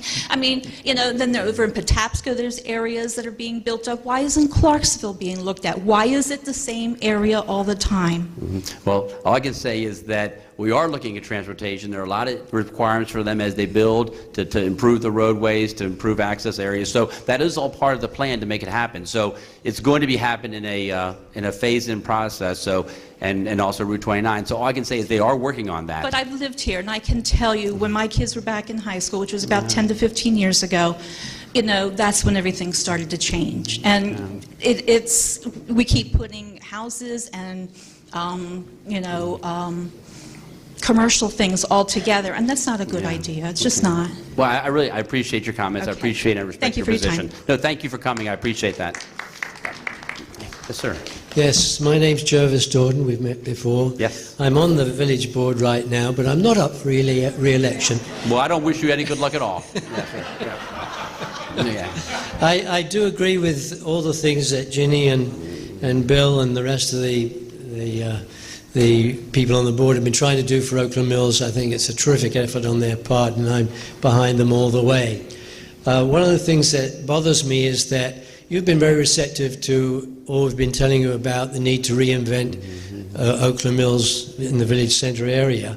But I'm concerned that the county and ourselves, but particularly all the departments of the county, all are pulling in the same direction. And right now, I don't believe they are. I've lived in Columbia for 40 years, and for 30 of those years I worked for the Rouse Company. For 7 of those early years I worked exclusively as a planner and an architect on the early Columbia villages. In fact, my first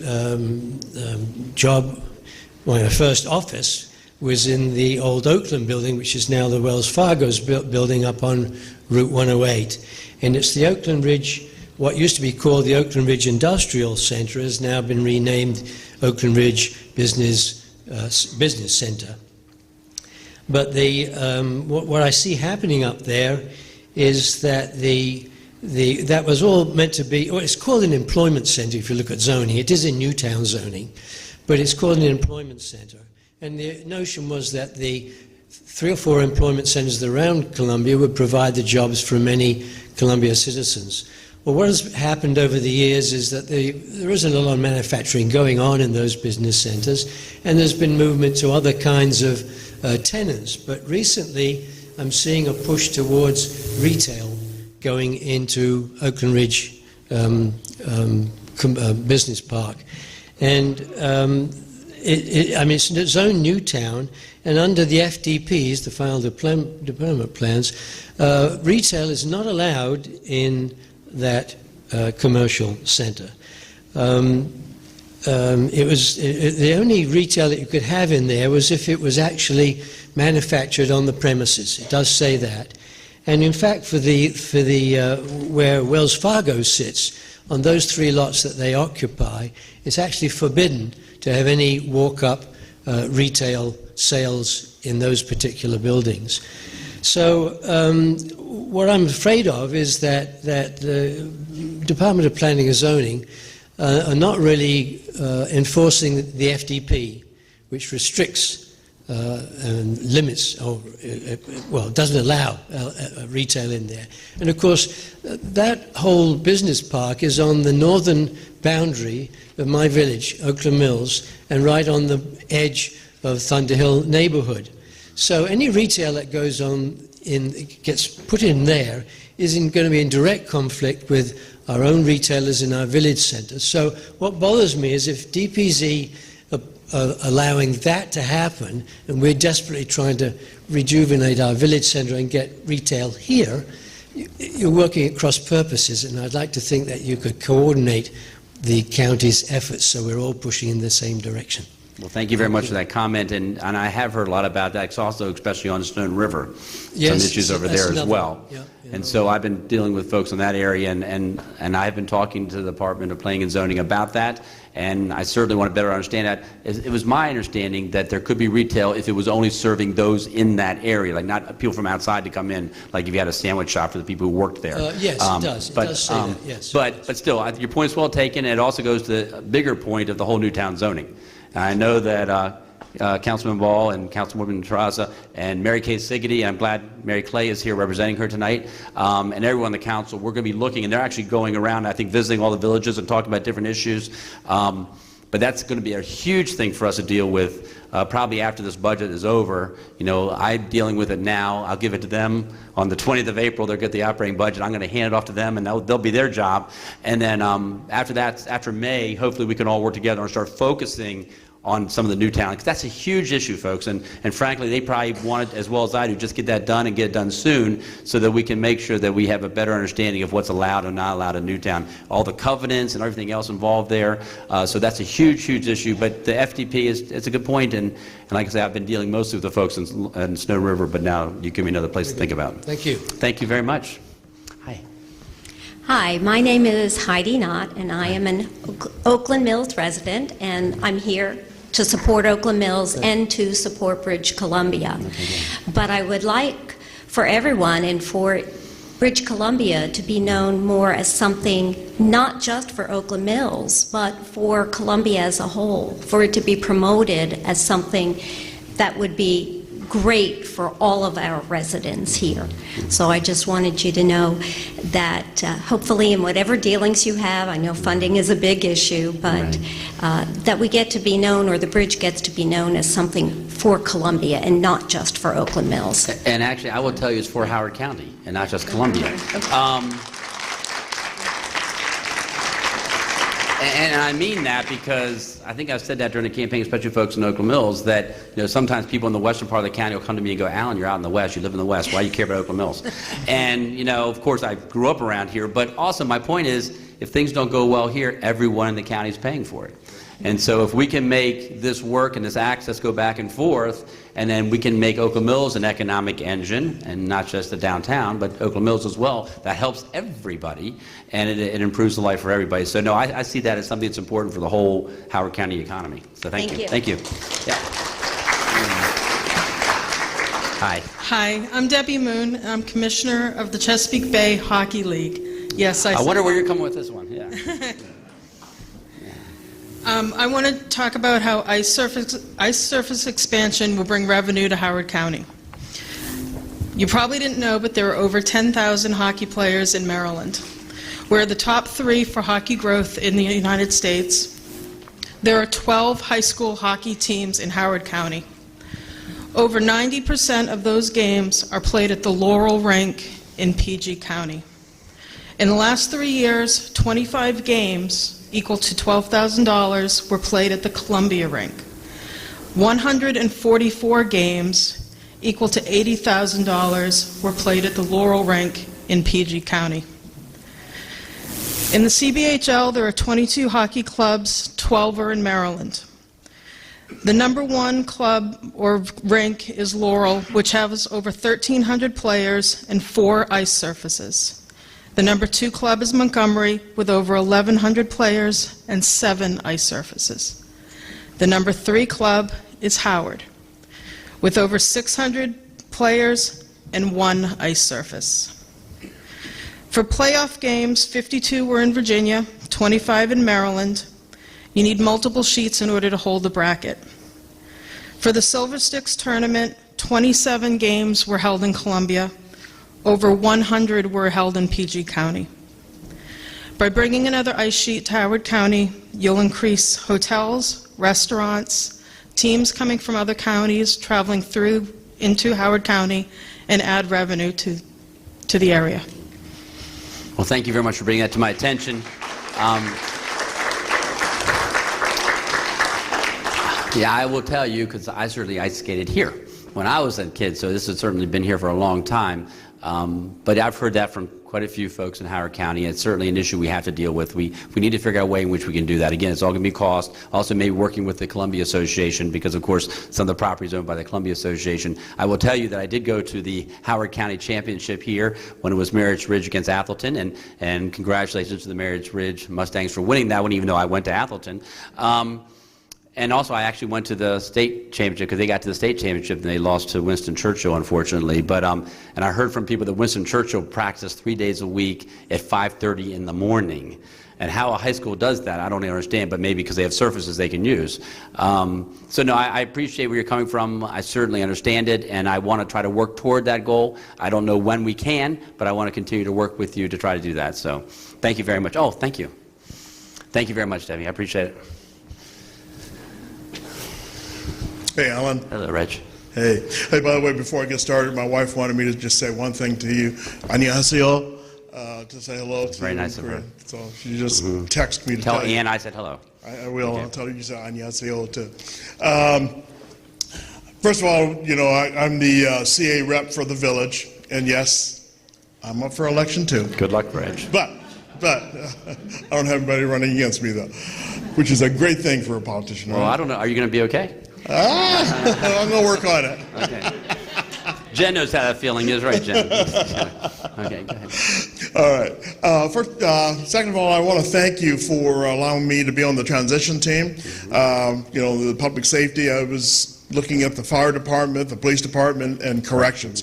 And I tell you what, I left there thinking we have the finest officers, firemen, and correctional officers ever. I mean, they are awesome. They really are. I agree. Secondly, as a member of the CA Board of Directors, as you know, there's 10 of us, and we kind of do our thing every once in a while, and you had dinner with us. Yep. But, you know, we've looked back, we're kind of looking at, you know, everybody's talking about, you know, what can you do for us, and how can you handle this? We want to know at CA how we can help you.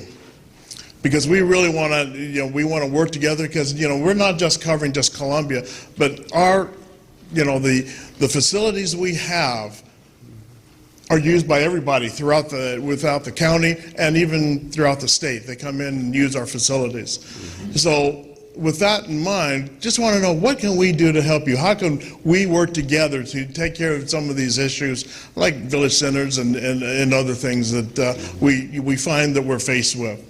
So my question is, what can we do together? No, I think... I'm sorry? Good on you. Hey? No, and certainly that may be one of the ways we'd work together on that, because CA certainly owns the one right here, and we have to deal with that. But no, I mean, a lot of things they already do. I mean, I know we're looking at the long-reach engagement plan with the community there, and I know that the Columbia Association is helping us get the word out about the meetings that are coming up. Absolutely. And so if you live in the long-reach area, if you're interested in that, the first one's April 30th, right? April 30th. And so, but you can go on the website and learn more about that. But and Dr. Ball is certainly very involved in that as well.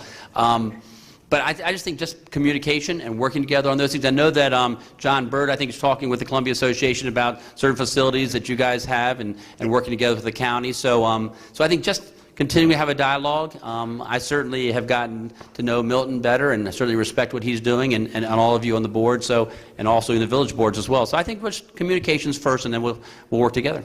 Well, we want you to know that we do support you. We're there to Thank you very work much. together. Thank I you. support you too. Thank you. Thank you.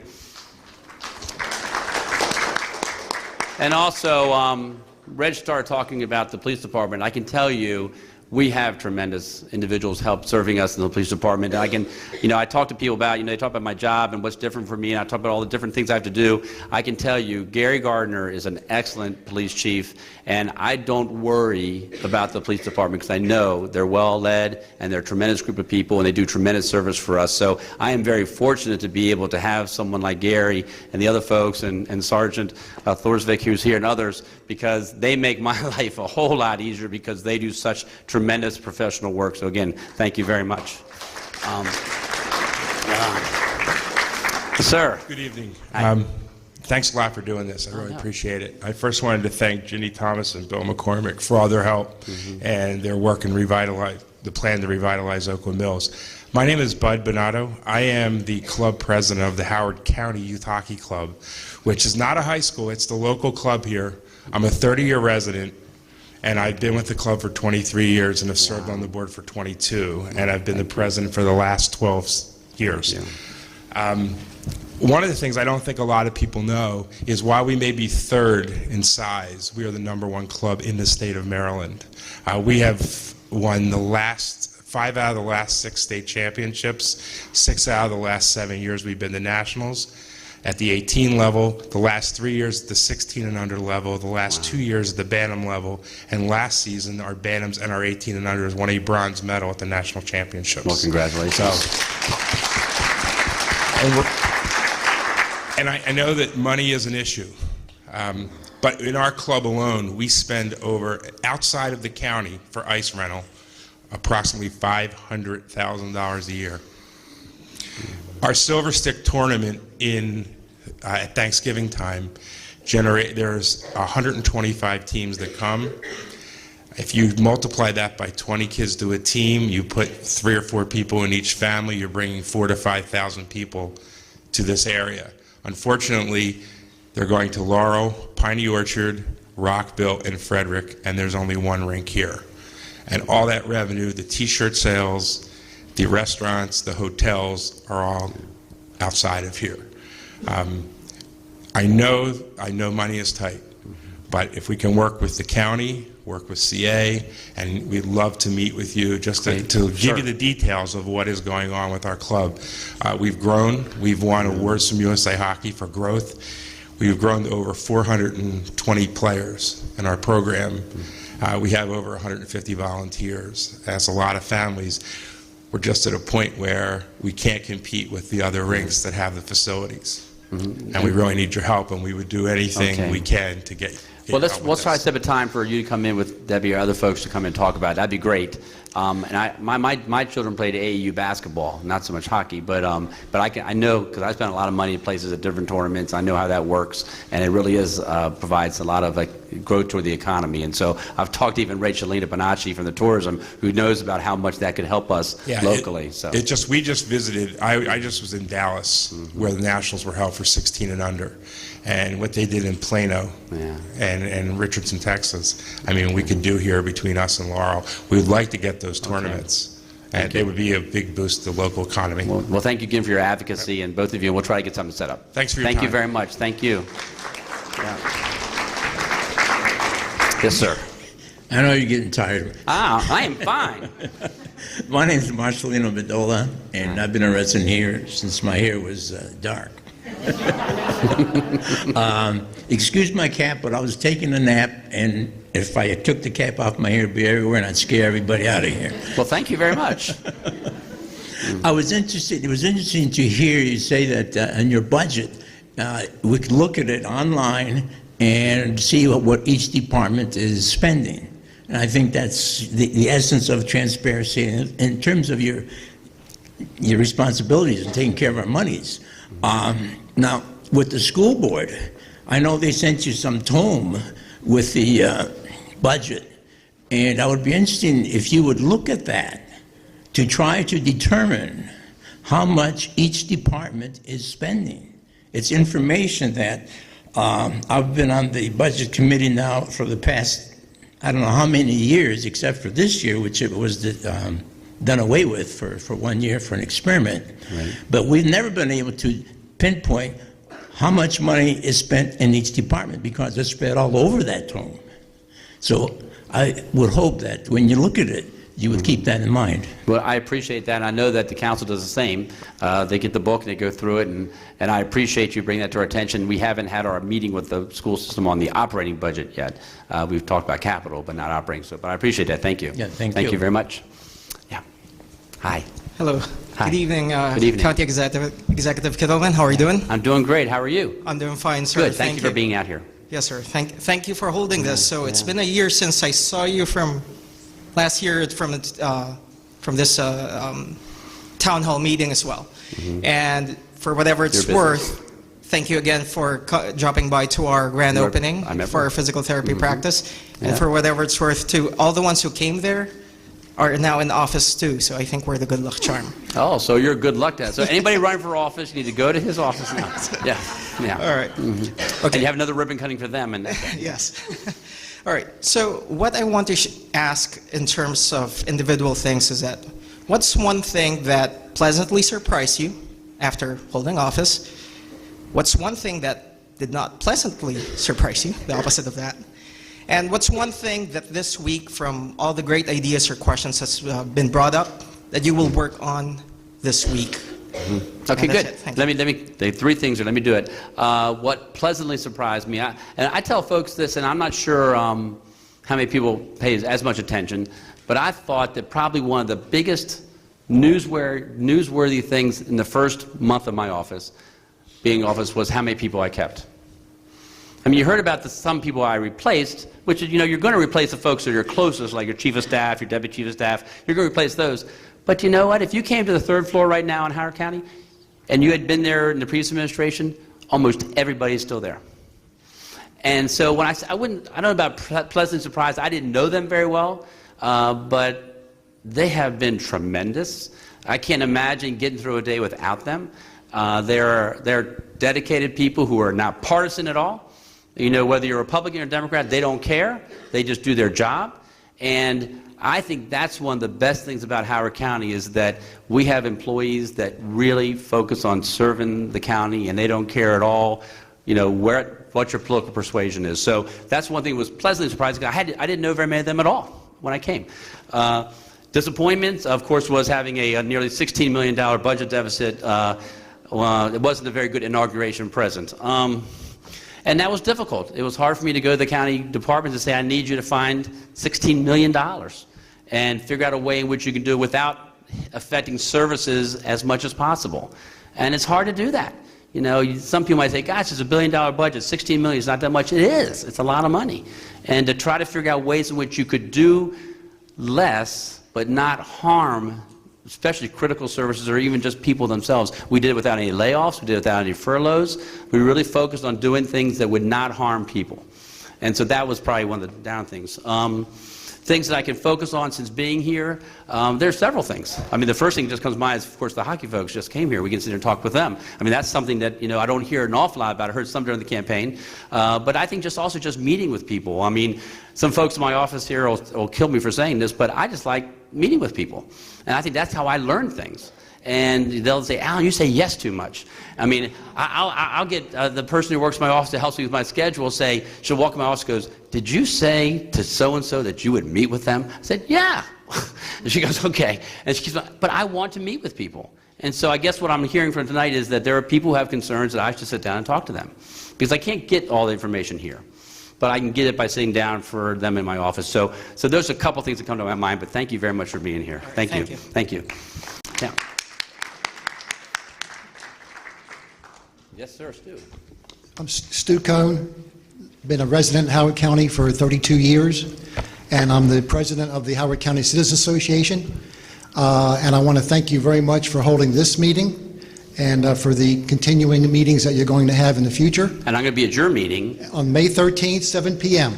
So we consider it almost like another town hall because everyone anybody is welcome. Can come. It's at the Hawthorne Center. And if you want to get on our web to register, it's howardcountyhcca.org. And I want to thank you very much for your openness, your transparency. It's quite evident tonight what you're all about. I appreciate it. Thank you. And just a follow-up to several people's concerns about the development and what's going on. One of the major concerns that we've had for many, many years in HCCA is the fact that, unfortunately, the Howard County Hospital has, right now on their website, they've had on for a few years, 77,000 people go to the emergency department every year at Howard County Hospital. I don't know if we are totally prepared for the growth that is in the future. I was told that on Route 1, we're going to have, and I said in a testimony not too long ago, over 20,000 individuals coming there. I was corrected and by Mary Kay Siggety. And she said, no, Mr. Cohn, you're wrong. It's, according to Plan Howard 2030, and she's right, it's 33,000 people, just in that corridor alone. How can we continue to have this growth when we only have one hospital? And we don't have that many nursing homes. We don't have that many assisted living homes. We are in trouble unless we do something about this. And I hope perhaps that APFO might be a part of this. How you measure this, I don't know. But it needs to be done. And then you have the problem in the emergency department. Unfortunately, I've had experiences there with family members whereby you're at the emergency room, and they do a great job, don't get me wrong. They do what they can. But you have people that are waiting to be sent to an inpatient, and you're waiting there for 8 to 9 to 10 hours. You have people that are in the ICU that don't need to be there. The reason they're in the ICU for a couple days, because they don't have any room in the inpatient. That's a family member of mine experienced that, unfortunately. So we have some major concerns in the area of health, and health is not looked at the way it should be in AFO at all. Thank you. No, I appreciate you bringing that up, and as when I give my executive order for APFO, someone asked me that day, well, what kind of guidance do you want to give them? And basically my guidance is going to be is I want you to look at the law and tell me what you think it could be better. I'm not going to tell them only look at this or only look at that. I want them to look at everything, and certainly medical services. I will tell you it's difficult because that's something that the private sector provides, and so it's hard to say you're going to make something dependent upon what a private sector does. But we have something called certificate of need, and that's how you get to have more facilities like that. So if there's somebody who thinks that there's a need for that in maybe the eastern part of the county or something, you would think that a private corporation would do that, whether another hospital would come there or something else. So, but it certainly should be something to be discussed at APFO. No question about it. I appreciate that. Thank you, Stu. Thank you. I will tell you, Stu, I tell them this oftentimes. When I served on the county council, we had the Maple Lawn zoning case, and I think today it's still the longest running case in the history of Howard County. It went for like 39 nights, and Stu was there every night, and I'd look at him and I have flashbacks of the zoning board. So, nightmares. I wasn't. Yeah, that's right. Yeah. Yes, hi. Good evening. Hi, Good my evening. name is Stephanie Costello, and I've spent the past hour getting the courage to speak. I'm glad you did. In front of all of you, especially hearing about the health concerns and about homeless people. I feel a little embarrassed about what I came here to speak about, but piggybacking off of what the ICE people have said tonight. I am the president of the parent board for the Columbia Clippers, which is the largest team in the Maryland LSC. And to be clear, the state of Maryland has many, many counties, but the Maryland LSC, which is how USA Swimming designates the United States, they divide them into LSCs, which stands for Local Swim Committees, excuse me. Maryland is broken up into two. There's the Maryland LSC, which is every county in Maryland aside from Prince George's and Montgomery. They belong to the Potomac Valley LSC. So I want to be clear, I'm not talking about that LSC. In our LSC, the Columbia Clippers is the largest swim team. We do not have, and no one in Howard County has, a 50-meter pool. That is an Olympic-sized pool. That means that the swimmers that swim in this county never have a chance to practice in the pool that they will actually compete in other counties against our competitors. We never get to practice. Our children swim in a 25-yard pool and show up at a meet in a type of, it'd be like practicing soccer in a small field and then telling your children to go play on a large field. Unlike the hockey people, I don't have a lot of statistics about the hundreds of thousands of dollars that we spend out of county, but we do spend hundreds of thousands of dollars out of county to rent spaces and to travel. If we could build a state-of-the-art aquatics facility, such as Prince George's has, combining it perhaps like Fairlands with an ice hockey rink, perhaps gymnastics, we could have, I would imagine the revenue would be untold. And under your predecessor, many, many things were done for recreation and parks, specifically Meadowbrook, the North Laurel Community Center, Robinson Nature Center, Blandare Park, the cricket pitch, Rockburn Skills, all the synthetic fields, the turf fields everywhere in all the high schools. Those are all wonderful. It's now time that we look at some of our other recreational needs. And one more point. Tonight I overheard you all talking about the Howard County high schools and how they did in the ice hockey competitions. I'm not sure if anyone here in this room is aware, but there is no high school swimming in Howard County. Our swimmers that swim, we do so for our private clubs. We cannot represent our high schools, and I think that is the greatest shame of all. Thank you. Well, thank you very much for speaking. Thank you for speaking out. I'm glad you came forward. I do know folks who brought up the aquatics, and I'm sure that Ms. Thomas and Mr. McCormack and others are thinking exactly as you're thinking, because we've had discussions with them and trying to figure out how we can make something like that happen maybe in Oakland Mills, because we have the ice rink, and so there's something to be thinking about. I'm not promising it, just okay. Yeah. Also, aren't you impressed I remembered that? No. But anyway, but there is some talk about that, and I know where you're coming from too. And again, it's going to be a matter of how we can make it all work together. Yeah, I know James was going to say hello to you. But anyway, thank you for speaking out. I appreciate it. Let me go here, and I'll come back. Yep. I'm Fred Gadameller. I'm here for Bridge Columbia, but I'm not going to say much about that tonight because we've been talking to you all for months now, and I know you've heard us because of what you told a couple of speakers earlier, that the next step is to go after the federal and state money that we'll need to build the project. But what I wanted to do tonight is to thank you for your staff. Diane Wilson and John Powell have been wonderful to work with, very responsive, and they've really helped us, I think, move this along. Good. And I also wanted to recognize Jen Trass and Calvin Ball, because they've also been big supporters of the project. So Good. That's my goal for the night. That was Thank really you. nice of you to come up. Thank you very much, and you're right.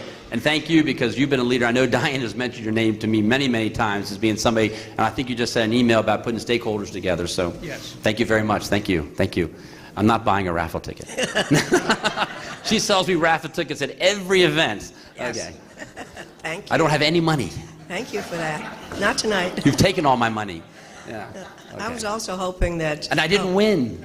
I know. I'm sorry. I'm Inge Heider, and I've been living in Columbia since 1969 in Longfellow. And I'm concerned about the Symphony Woods. What is it called? The Inner Arbor. Yeah, the Inner Arbor.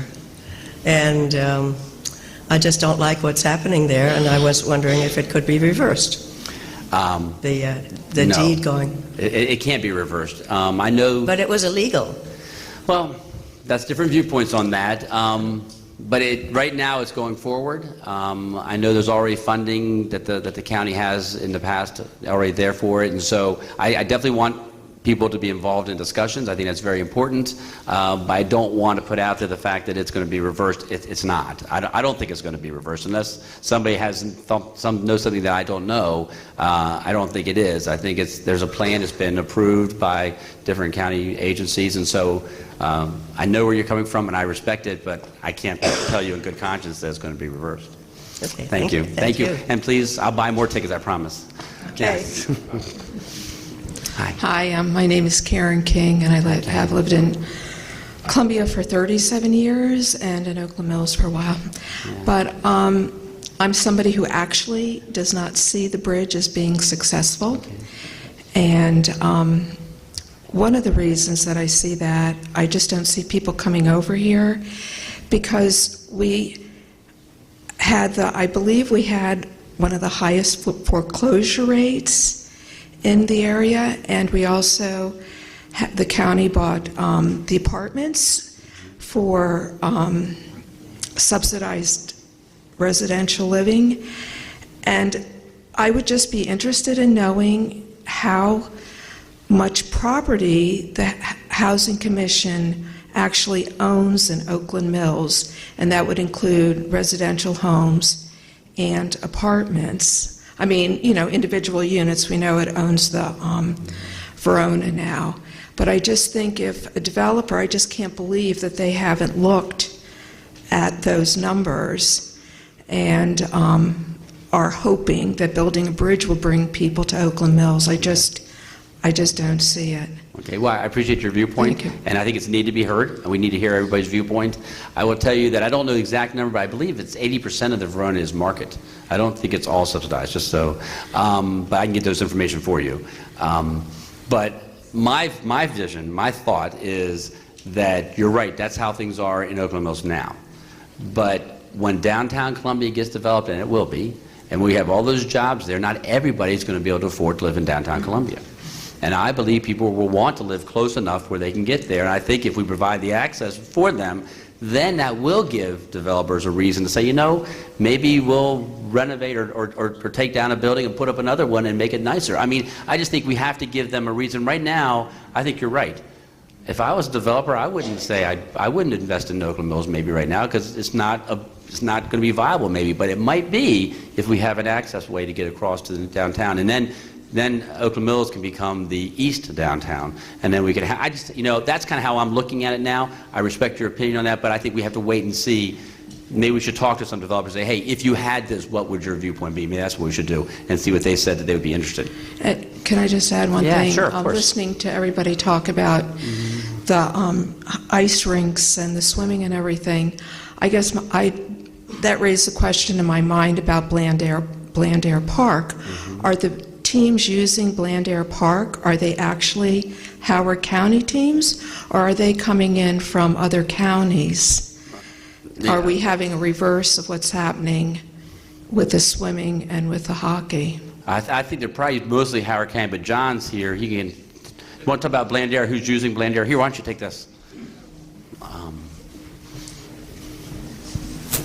Did you hear the question? I knew if I waited long enough, I'd get a Blandair question. So yes, we are getting mostly Howard County teams. All of our facilities are primarily built for Howard County residents and teams. We do have regional football teams. We do market the facility for regional tournaments because of the economic development potential. So it's both, but it's primarily Howard County residents and teams. I can tell you, my son played football for just 2 years, and I'll tell you, there are a lot of football players in Howard County that use the football field, so I'm sure there'd be the same for hockey. If we built it, there would be plenty of people using it too. Was there anyone else over here? No. And I think we're probably near the end, aren't we? This will probably be maybe two more, and that'll be it. Okay. All right. I'm Norm LaCoulter. I've been here in Oakland Mills since October of 1971. And I might have served you at Save-A-Lot. You probably, I remember it I was well. the red smock. That was me. There you go. Smock, I don't know, but that's... Okay.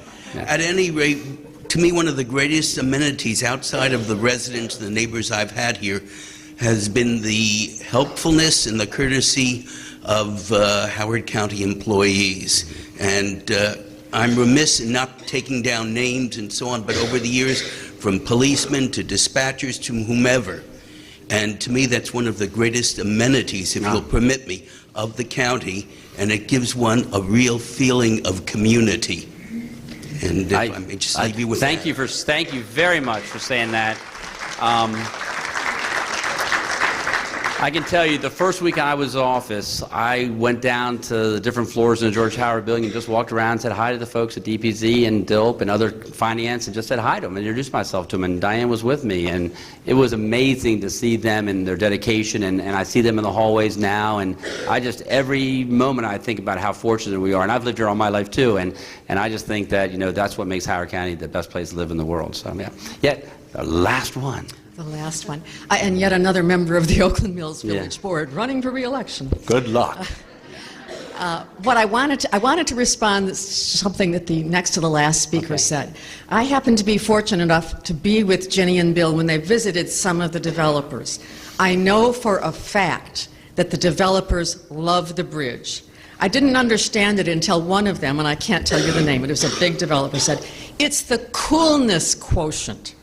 The millennial generation may have to commute to work, but when they get home, they want to leave their car. They want to be able to hop across the bridge to go downtown, to be somewhere. There was a big story in yesterday's Washington Post about this very fact. If you are not one of the close-in suburbs, if you're not on Metro, if you're a suburb like Howard County, you have to develop some kind of public transit that lets them get to what the equivalent of downtown is. That bridge, every developer will tell you, you've got to have the bridge. Okay. Thank you, Kay. Thank you very much. I just want to say thanks to those of you who were able to stay, and I appreciate everybody who came out tonight. This is not the end. This is just the beginning. I'm committed to having town halls throughout the year, and I will continue to do that as long as I'm in office, because that's the best way I can find out from you directly. I shouldn't expect you to come to my office to talk to me. I should be willing to come talk to you, because as I tell everybody all the time, is I work for you, you don't work for me. And I will do that, and I guess probably the best way to promote that is probably the next time I'll be in the public will be May 13th. And so if you can make it on May 13th to the Howard County Citizens Association's meeting, it'll be basically a town hall as well. In some ways they can ask any questions you'd like. So we're going to keep on doing this, and thank you for coming out, and have a safe trip home.